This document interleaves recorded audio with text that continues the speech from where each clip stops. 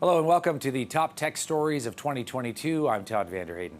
This past year, the tech industry saw a lot of surprising twists and turns, from billionaire Elon Musk and his controversial acquiring of Twitter to the infamous Rogers outage that caused a massive wave of dysfunction for customers right across our country. Joining us to discuss some of the big tech highlights is tech analyst Carmi Levy. Carmi, good to see you. I want to start with that Elon Musk Twitter drama and all the chaos turned into a real fiasco. Twitter's future now uncertain. I think it's fair to say that Elon Musk's behaviors, actions, comments stunned a lot of people. What does it mean, big picture, for Twitter?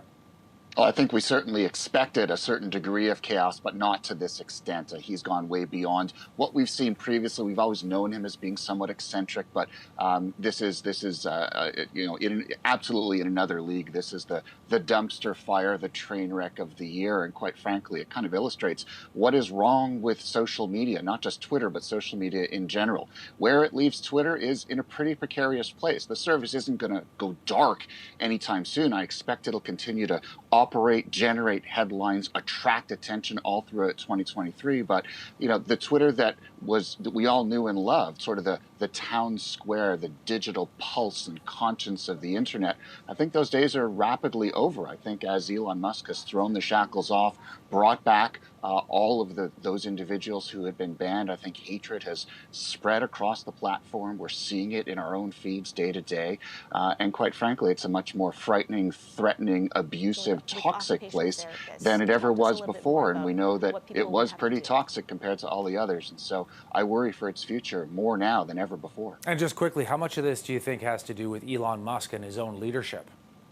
Very much so. I think, his leadership is inconsistent, and I think, he essentially skitters from one decision to another. You don't quite know what's going to happen next. Neither does he.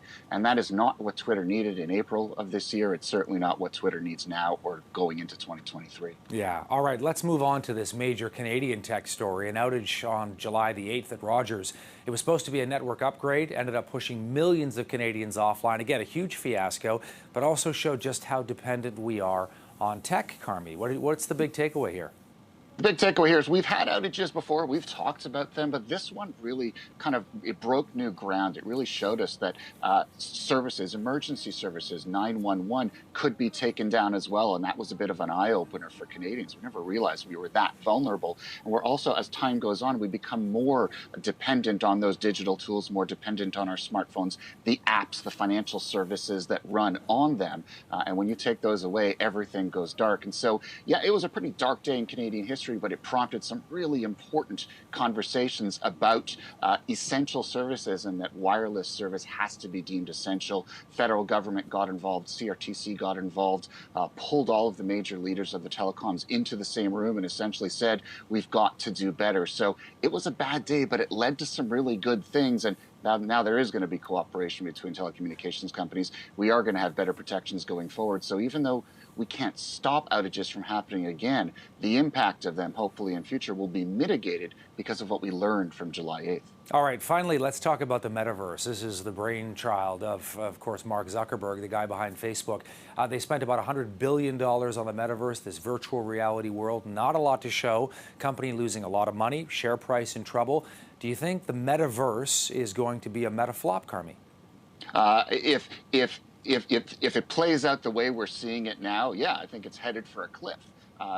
Mark Zuckerberg has to pull something out of his hat and show that he can create something that's truly transformative, because up until now, the software, the beta software that they've developed internally, not even their own employees want to use it. It apparently reminds them of kind of like an 80s 8-bit Nintendo game more than a fully immersive 3D environment. And so when senior leaders have to beg employees to use the software, you've got a problem.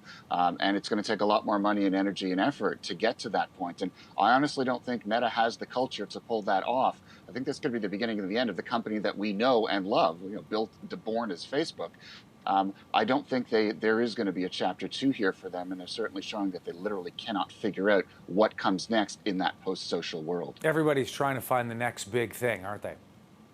They certainly are. And, Mark Zuckerberg, when he rebranded the company as Meta last year, his promise was that the metaverse was that next big thing. And that doesn't seem to be playing out. And I think to a certain extent, it isn't fair for the industry to expect that they would figure this out within a year. These are transformative changes, generational changes that often take more than a year of investment to figure out. And so maybe we should give them time, but we know that the industry isn't built that way. Investors don't have a long lead patience for this. They want answers, they want results now.